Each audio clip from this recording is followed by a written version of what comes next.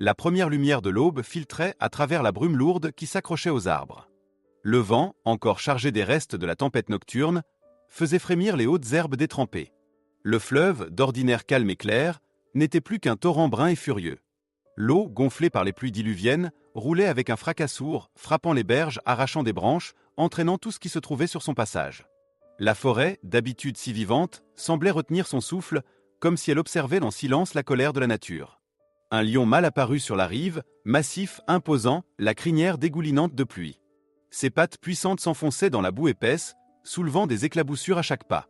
Ses yeux d'ambre scrutaient la surface agitée du fleuve. Il ne s'approchait jamais autant de l'eau.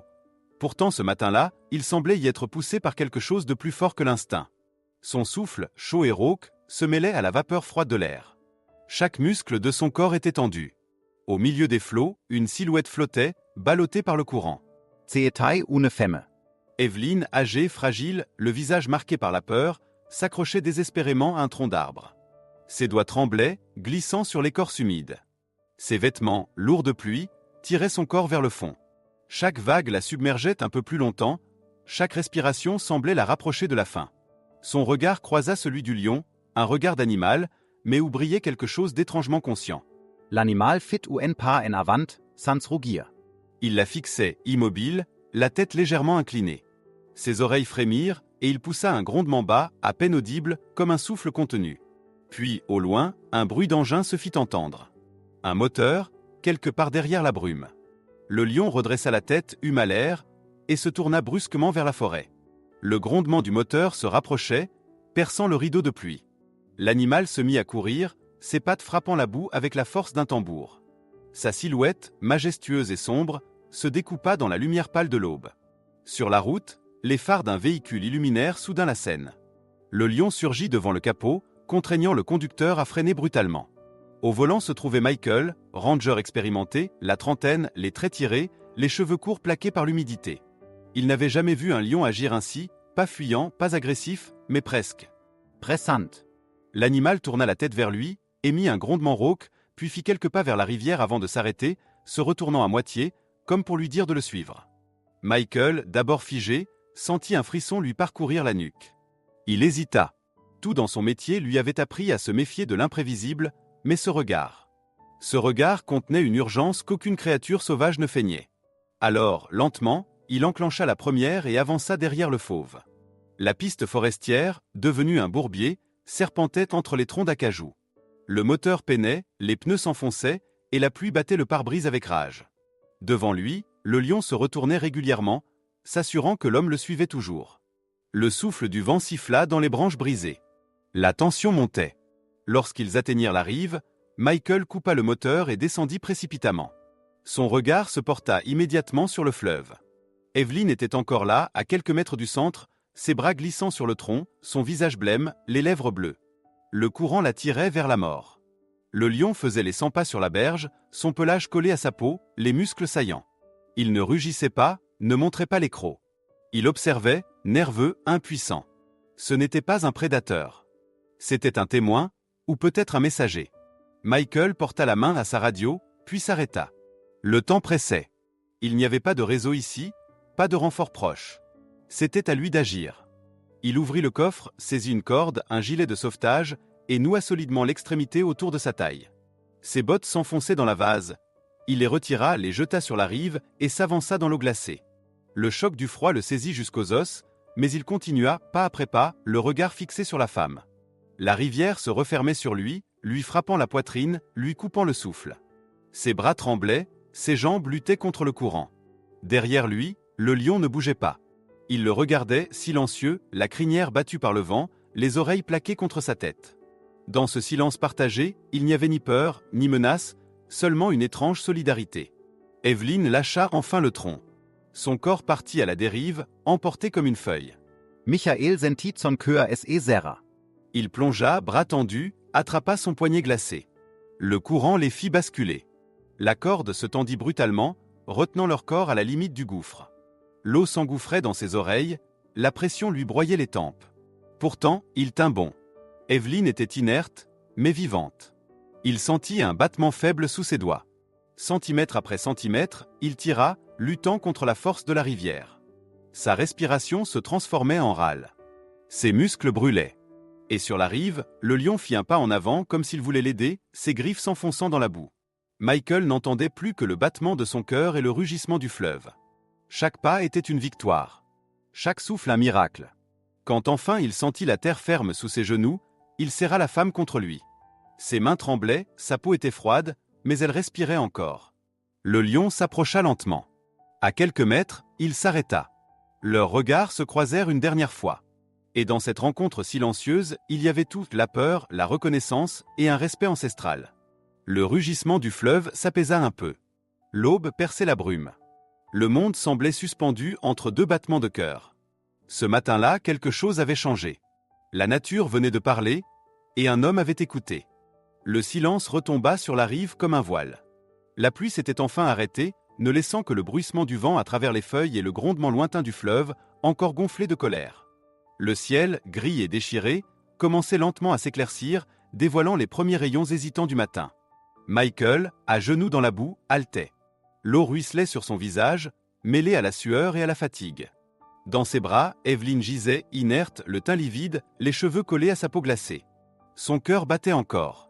Faiblement, irrégulièrement, mais il battait. Michael posa une main tremblante sur sa poitrine, sentant ce souffle fragile. Le soulagement fut brutal, presque douloureux. Il ferma un instant les yeux. Autour de lui, tout semblait figé, le temps, la forêt, le fleuve. Et pourtant, à quelques mètres, le lion observait encore. L'animal s'était avancé, lentement, prudemment, ses pas lourds s'enfonçant dans la boue. Sa crinière, trempée, retombait sur ses épaules puissantes. Il ne montrait ni crocs ni griffes. Son regard n'avait rien de sauvage. C'était un regard d'une intensité troublante, un regard qui semblait comprendre. Michael sentit l'air se charger d'une étrange tension. Pas de peur, mais de respect. Il posa Evelyn doucement sur le sol, soutint sa tête d'une main, essuya la boue de son visage et murmura d'une voix rauque. « Tiens bon !» Son souffle se mélangeait à celui du fleuve. Il chercha le pouls une nouvelle fois, puis commença des pressions lentes sur sa poitrine. Après plusieurs secondes, un spasme la traversa. Un filet d'eau s'échappa de sa bouche, suivi d'une toux rauque. Evelyn ouvrit légèrement les yeux. Son regard, d'abord vide, se posa sur lui, puis sur la silhouette massive derrière. Le lion s'était arrêté à moins de 3 mètres.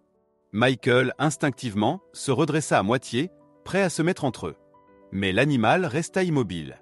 Ses yeux, dorés et profonds, se posèrent un instant sur la femme, puis sur l'homme. Il abaissa légèrement la tête. Un souffle de vapeur s'échappa de sa gueule entr'ouverte, comme un soupir. C'était un moment suspendu. Deux mondes qui ne se comprenaient pas, mais qui, pour une raison inexplicable, se respectaient. Le vent se leva à nouveau, chassant la brume. Dans le lointain, on entendit le hurlement aigu d'une sirène. Michael tourna la tête, tendit l'oreille, les secours approchaient. Il se sentit soudain vidé. Ses bras pesaient une tonne, ses jambes tremblaient. Mais il resta là, à genoux, jusqu'à ce qu'Evelyn reprenne un souffle plus régulier. Le lion fit un pas en arrière. Son regard se perdit vers les arbres. Son flanc se souleva lentement, comme s'il respirait enfin plus librement. Il leva les yeux vers le ciel pâle, puis se détourna. Michael le suivit du regard, incapable de parler. L'animal traversa la rive, d'un pas calme et lourd, s'enfonçant dans la forêt détrempée. Sa crinière luisait sous la faible lumière, et chaque mouvement de son corps semblait empreint d'une majesté silencieuse. Avant de disparaître dans les brumes, il se retourna. Leurs regards se croisèrent une dernière fois, bref, mais inoubliable. Puis il s'effaça entre les troncs. Quelques minutes plus tard, le bruit des moteurs rompit définitivement le silence. Une Jeep verte apparut, suivie d'une ambulance. 2 rangers en uniforme descendirent, tandis que les infirmiers couraient vers Michael. « Là !» cria-t-il, la voix éraillée. Ils se précipitèrent vers Evelyn, la couchèrent sur une civière, la couvrirent de couvertures. Son pouls était faible mais stable. Michael s'assit enfin, le dos contre un rocher, incapable de se relever. Ses bras étaient engourdis, ses vêtements trempés, ses doigts tailladés par le froid. Pourtant, malgré la douleur, une paix étrange envahissait son esprit. Il jeta un dernier regard vers la lisière de la forêt. Il savait que le lion n'était plus là, mais il sentait encore sa présence, comme une ombre bienveillante, un écho qui vibrait dans l'air. « Vous avez eu de la chance », lui dit un des secouristes. Encore quelques minutes et elle n'aurait pas survécu. Michael hocha lentement la tête, sans répondre. « Chance ? Non. » Ce n'était pas le mot juste. Il avait vu quelque chose que peu d'hommes avaient la chance de voir, la compassion dans les yeux d'un fauve. Evelyn fut emmenée, allongée sur la civière, tandis que Michael restait en retrait. Le sol portait encore les empreintes de la bête, profondes, parfaitement dessinées dans la boue.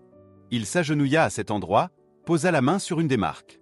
Elle était froide, mais vivante d'un souvenir brûlant.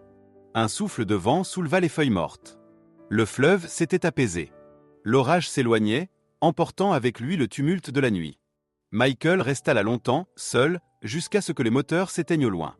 Il leva la tête vers le ciel. La lumière du matin filtrait à travers les nuages. Dans ses yeux fatigués, une lueur persistait.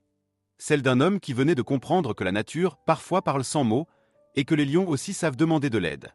Les jours qui suivirent eurent un goût d'irréel. La pluie cessa et la forêt retrouva peu à peu son souffle. Le fleuve, redevenu paisible, serpentait à nouveau entre les rochers, comme si rien ne s'était passé. Pourtant, pour Michael, rien ne serait plus jamais pareil. Chaque fois qu'il passait près de la rive, il revoyait cette silhouette dorée se dresser dans la brume, ce regard à la fois sauvage et conscient. Evelyn avait survécu. À l'hôpital du district, les médecins parlaient de miracle. Hypothermie sévère, saturation minimale, mais un cœur qui a tenu, répétait l'un d'eux, encore incrédule. Elle ne se souvenait pas de tout, seulement de fragments. L'eau glacée, le tronc d'arbre, puis ce regard fauve au-dessus de la berge. Quand Michael lui rendit visite, elle lui prit la main avec émotion. « Ce lion !» murmura-t-elle. « Je l'ai vu. Il m'observait, et je crois qu'il savait. » Michael ne trouva rien à répondre. Il se contenta d'un sourire discret, les yeux baissés. Parce qu'il savait, lui aussi. Et il savait que certains instants dépassent la logique humaine. Quelques jours plus tard, il retourna sur les lieux. Le sol, encore humide, portait les traces effacées de la tempête. Les empreintes du lion avaient disparu, emportées par le vent et le temps. Pourtant, il lui semblait qu'elles étaient toujours là, invisibles mais gravées en profondeur. Il resta longtemps à contempler le fleuve, écoutant le murmure de l'eau. Chaque bruit, chaque battement d'elle résonnait différemment. Le monde lui paraissait plus vaste, plus fragile aussi. Il comprit qu'il avait été témoin d'un moment où les frontières s'étaient effacées, l'homme et la bête, le prédateur et la proie, unis par un seul et même instinct, celui de protéger la vie. Un soir, il s'assit sur un tronc d'arbre à la lisière du sanctuaire. Le soleil déclinait derrière les collines, et la lumière dorée caressait les feuilles. Le silence n'était pas vide, il vibrait, comme chargé d'une présence. Michael pensa à ce regard. Pas celui d'un animal guidé par la peur, mais celui d'une âme qui avait compris la valeur d'un autre être. Ce souvenir le hantrait peut-être toujours, mais c'était une hantise douce, presque sacrée. Les semaines passèrent. Evelyn retrouva peu à peu des forces. Elle envoya une lettre au parc pour remercier Michael et son équipe. Sa voix tremblait encore, mais elle parlait d'une gratitude profonde, non seulement envers l'homme qui l'avait sauvé, mais envers la vie elle-même. Michael ne répondit pas immédiatement. Il rangea la lettre dans son bureau, puis se leva et prit la route vers la forêt. Il voulait revoir cet endroit, non pour comprendre, mais pour se souvenir. La nature, en ce matin clair, semblait plus calme. Les oiseaux chantaient, les singes criaient au loin. Le fleuve reflétait le ciel, pur et tranquille. Michael s'approcha du bord, posa la main sur un rocher et resta immobile.